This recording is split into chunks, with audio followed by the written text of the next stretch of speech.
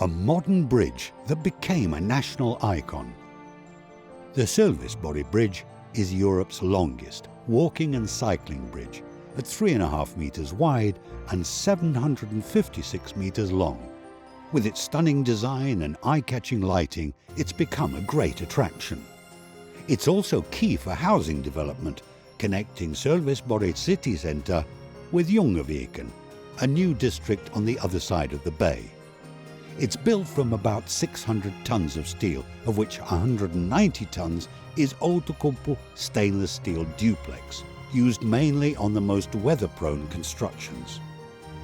This includes the arches because of the minimal environmental impact and almost non-existent maintenance costs.